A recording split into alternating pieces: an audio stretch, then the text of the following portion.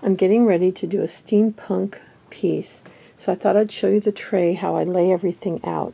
And I got all kinds of brass things. Eventually I'm going to do one with the golds and browns, but this one I'm doing the cobalt blue because that's my favorite way of creating steampunk. This is a set of wine charms that I made many years ago. Sold 2 sets and could not part with the last one. So I'll use these as inspiration for some of my pieces. This charm bracelet will probably have 30 charms.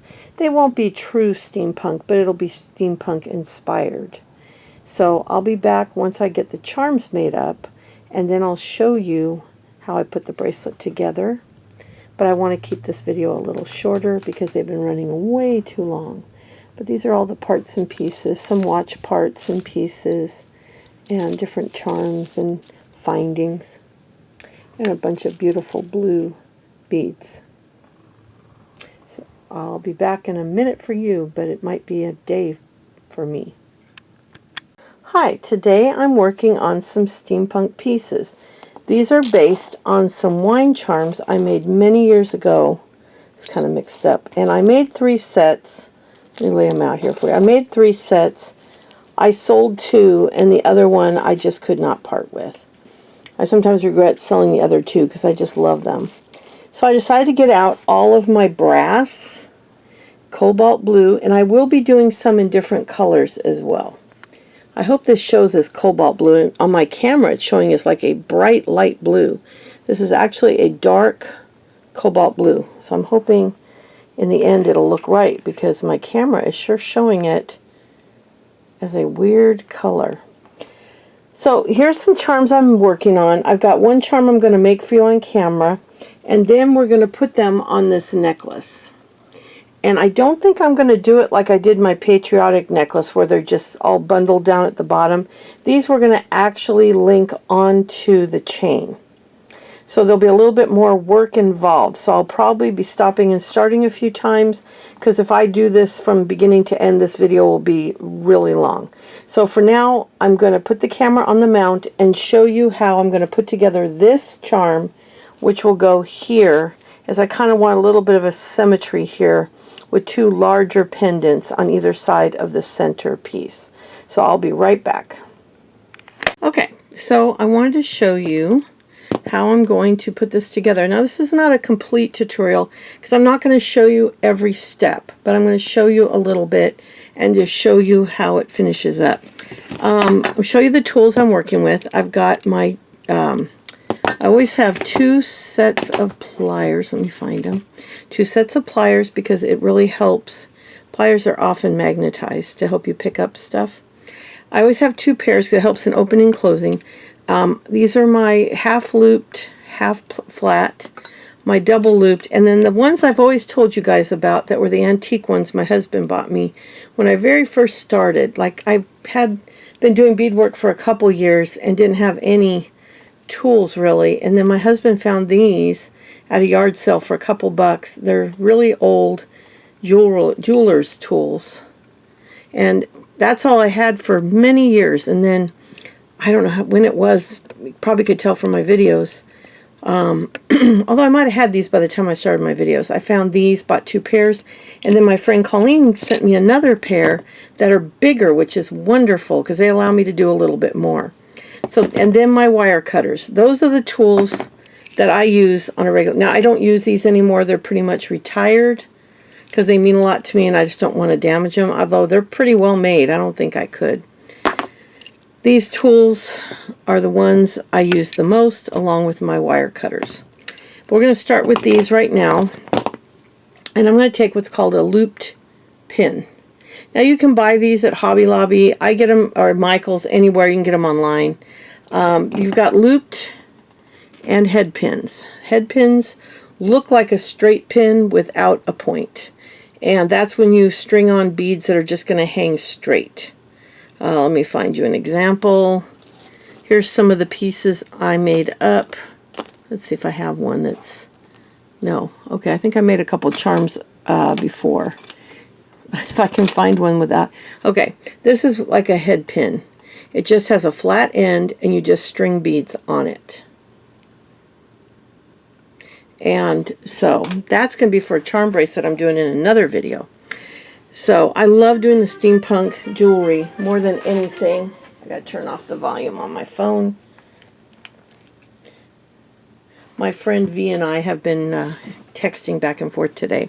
V Will Designs. She does some really cool stuff on YouTube as well. Anyway, so for this one though, we're going to use this. And I'm going to take my pliers and I'm going to simply open up this piece here and just loop on. I always put it facing forward so that the opening is in the back. Okay, then I'm going to put a bead on top of that, like that, and then I'm going to put a spacer. This is an antique brass one with rhinestones. Bought new. This is not off of a piece of jewelry. I bought it to do steampunk. Now I'm making this longer because this is for a necklace. For a bracelet, I'm not going to say I don't ever use long charms on bracelets, but the charm bracelet I'm going to do for you guys, I'm going to try to do a lot smaller. Now I loop it around. I don't know if you can see that. So you loop it around and then I just cut off the excess. So I kind of hold it tight so I can see. And then I'm going to hold it down so that I don't fling that across the room. Something I've done more times than I care to admit. And that's not a problem except and until you step on it. And that can go right into your foot. So I try very hard not to.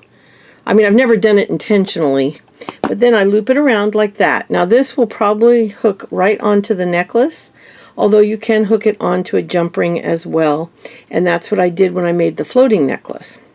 So this is how I'm going to do the necklace. This is going to be the center. So I'm going to take my chain right here, and I've got an extension on it, but I'm going from the center hoop, and I'm just loosely, I'm not worrying about being perfect. I'm just taking it to a point.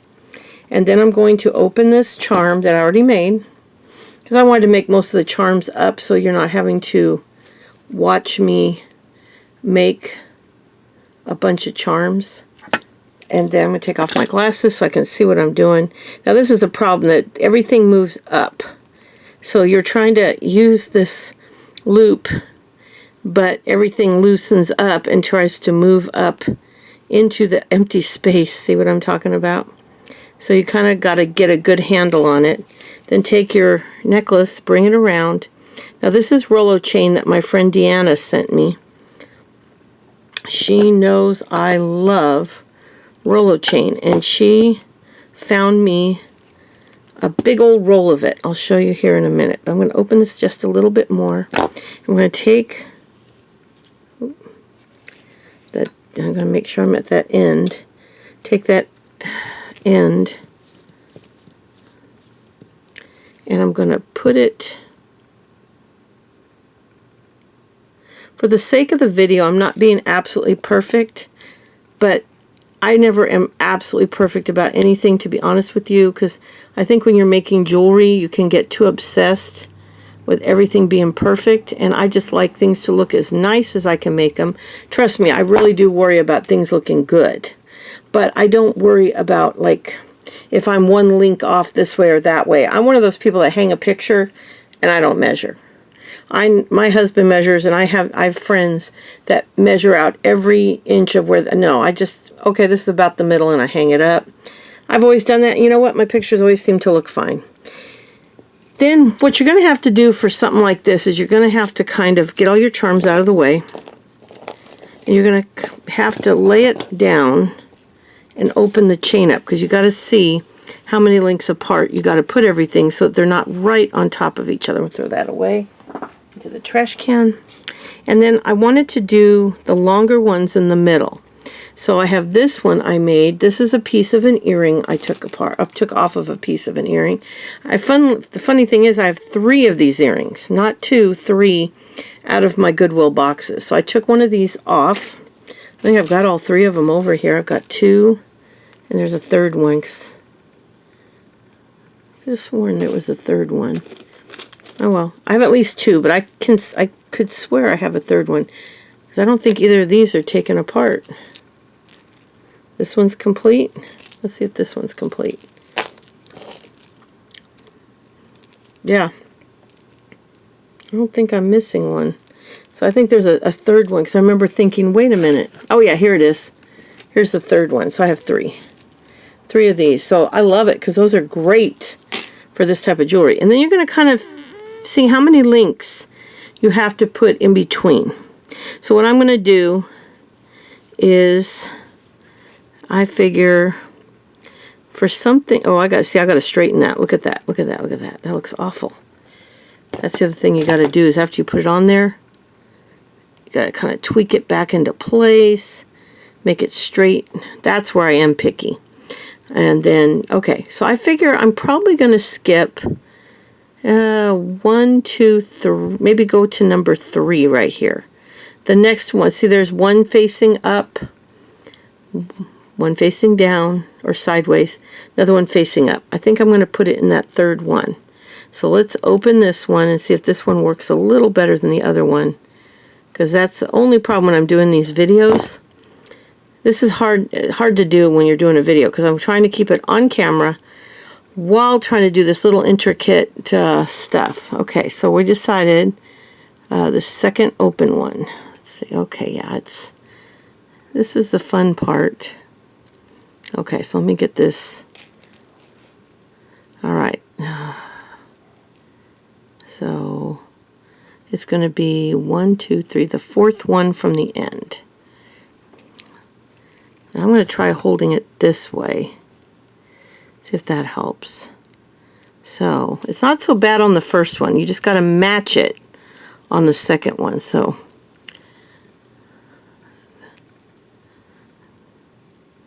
one, two, three. Okay, this is the one I want. I'm telling you, this is why I do a lot of this stuff off camera, because. But I know you guys like to see how it's done. But man, they slide when you're trying to hold on to everything. Okay, so, and then count. That's the problem. Okay, so that's got to be on the back. Oh dear. Okay. All right, you know what? I'm going to try this one more time, and then I might just have to do this off camera, because this is boring. You don't want to sit here and watch me fight. I can do this really easy if I don't have to have my face behind a camera. Okay, let's try this. This might work. That's a problem when you're trying to record. It's a bit of a challenge sometimes. Let's get this on here. I think I did it. Is that right? One, nope. I have to go one more behind. Okay, I think I got it. Let's see. You know what? That's probably just going to be what it is, and we're going to match the other one on the other side. Let's see. Let's see how that looks. I think that will work. I think it'll hang just enough that they kind of overhang a little bit. I don't know. I think, let me see if this is straight. I might have to move it up, because you want them to lay against each other, but then I've also got to fix the top too. So let's do that and see how it looks. Because you want it to hang right. If it doesn't hang right, then it might have to go up one link. Because when you wear it, it's going to be like that. I think it'll be okay, but I don't know. I don't know if I put it up too much higher, though, and I really have to put it on that flat link. Let's see.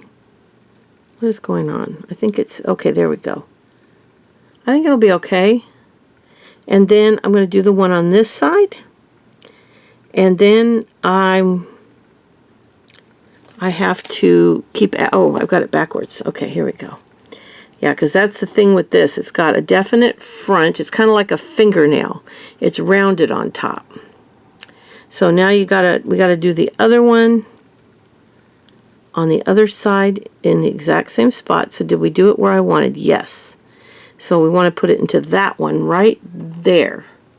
So let's lay it down and let's find the right one, which is that one we made. And we're going to open that one up. And this loop's a little bit big. Normally I would fix this loop. I think it's a little big, but I think it'll work. Okay, so we're going to put the chain like this.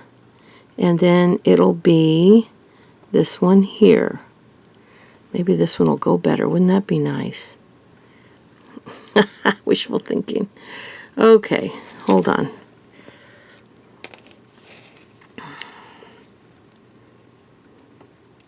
I'm telling you, guys have no idea how much harder this is to do.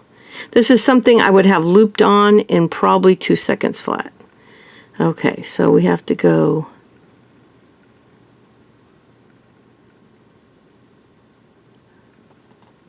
I'm trying to make sure I get it lined up properly because the second one does matter. Okay, so it's like this. So it has to go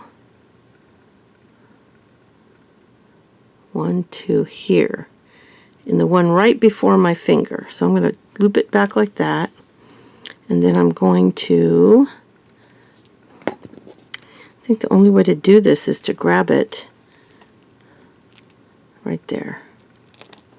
Let's see if I can do this. Aha, I think I did it. We'll know once I get it looped and we look at it. If nothing else, maybe I'll give you a good laugh. Okay, let's see how this looks. Okay.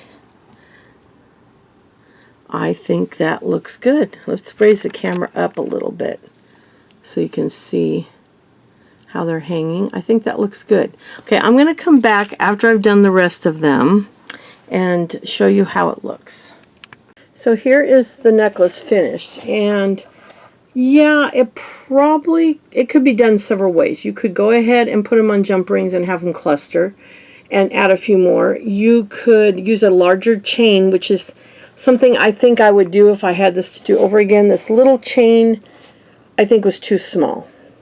But I decided to do the video anyway just to show you. And I will do another necklace with a bigger chain later after I do a bracelet, just to show you the difference, and at that point I'll compare them. Now I could have done them up higher and had more space between them. That's an option too. I don't really mind it coming together like this at the bottom, kind of like a pendant shape if you think about it. I tried to, let me put the light on it better. I tried very hard to put them at similar heights. And if you see, that kind of gives it that illusion of a pendant. See how all the edges are kind of balanced? The moon and the key, the 2 brass drops, the 2 blue drops are close enough with the chain hanging down the longest that it kind of gives it a shape. And I think that does make the difference. And on the back, what I did, I'm going to turn it around. On the back, I added a little blue stone on the end of the extension. Let me get, hold on. I got so many things on the table, it's hard to move. This is my table. This is all the charms I'm working on for the bracelet. Some of them I took apart for this necklace. All my different pieces and parts, which I'll show you more when I do the bracelet. But then I put a charm on the back. No one will see it, but sometimes people wear their hair swept up or they have short hair, and that little charm just gives it a little extra design. And even if no one else sees it, you know it's there. And then this little charm here, depending on how long you need the necklace, will either hang down or it'll be up to the clasp. But that is how to do this necklace. And I'll be honest with you, that chain was awful. For this, it's a beautiful chain to put a pendant on it, but trying to hook these, what I finally ended up doing, and let me show you what I did, is I finally took the chain, and what I would do is I would hold the link. Let's see, I can't see what I'm doing here. I would hold the link on one, here, see if I can show you here. It's sticking, and that's the problem. I would see where I wanted the link to be. So let's look at the chain down here. So I would line it up the where I wanted, and let's say I want a charm. See, I can't see what I'm doing here. Okay, I want a charm on this link here. What I did is I went from the back, and whatever link it was, I grabbed it from the back. It's not doing it. See, I have to have 2 hands to do it, but I'd grab it from the back, I'd hold it down with 2 fingers, I would press on either side of it, like that, and then I would take the plier and grab the back of the hoop, and then as I held it, I was able to hook the charm on, and that made all the difference. But I can't do it on camera very well. It's just really hard. But next time I'll do a bigger chain, something even this big. It's also a roller chain. This would be a little bigger, but I would probably use something with a bigger link for this type of necklace. And when I do, I'll do another one with a larger link necklace, and I'll separate them a little more to give you the difference and show you. But we're going to do a bracelet video next. So this one's going to drop, see, tomorrow is Friday. This one's going to drop Friday, July 7th.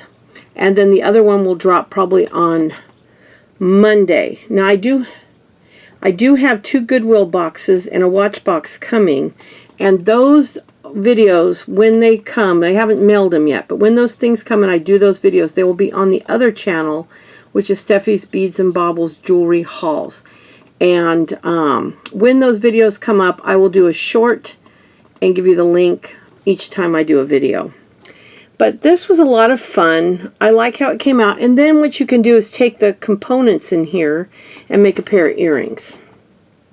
And that's the fun thing. I mean, you can make a pair of earrings out of literally anything. You don't have to put a charm on it. You can just do, like, this is a real easy one to do without a charm. But if you have extra charms, like let's say you have a whole bag of these charms, and that's one thing you can do. If you're going to do a necklace, pick a charm that you have a bag of, and then you can use one in the necklace and then make a pair of earrings that match that charm, that whole charm. Or like these, I have a ton of these, so that would probably be what I'll make the earrings out of. And I will make earrings for this, and I'll probably do something very close to that. I don't know if I have more of these, so it may be this charm with this pendant, or this, you know what I mean? I'll just have to see what I have, because I know that this bead here I only had 1 or 2 of. I have tons of these. Now see, there's the other one. So I'd have to go through, because if I have any more, they'd be in this pile, because those I took out of my tray. I just hope these are coming out dark blue. I'm really upset that on camera they look translucent, clear, light blue. And usually this camera is pretty accurate, so I'm hoping when it gets uploaded it's better. But when I do the bracelet, I'll go through a little bit more about the charms and some of the elements I used. I'm also hoping to use more elements on a bracelet, but I do want to do smaller charms than these longer ones. These are more fun to do, but on a bracelet, I have done bracelets with big charms like that, but it's really hard to wear them. So I'm going to make it a smaller bracelet this time around. So I'll be back with that video really soon. I tried to keep this one short. It wasn't so much a tutorial as a kind of a short how-to. I'm assuming when you watch this that you already know how to make an earring, even though I showed you a quick short tutorial on it. This is more about using things you have to make something fun. And even if you don't have steampunk stuff, you could do this type of video, this type of necklace with silver, copper, brass, and any beads you have in any color with any rhinestones or charms you have, and you can match them all. Or there is nothing wrong with mixing metals. I can't tell you how many expensive pieces of jewelry I have gotten out of my boxes where they mixed metals. So we'll do a little bit of that too, because I have charms and stuff and everything, but I want to do a couple of steampunk pieces. So, but anyway, I'll be back Monday with another, I'm hoping with the bracelet video. I have the whole weekend to work on that. So that's my goal, is to be back on Monday with the bracelet video. And then I'll be working on some other projects as well.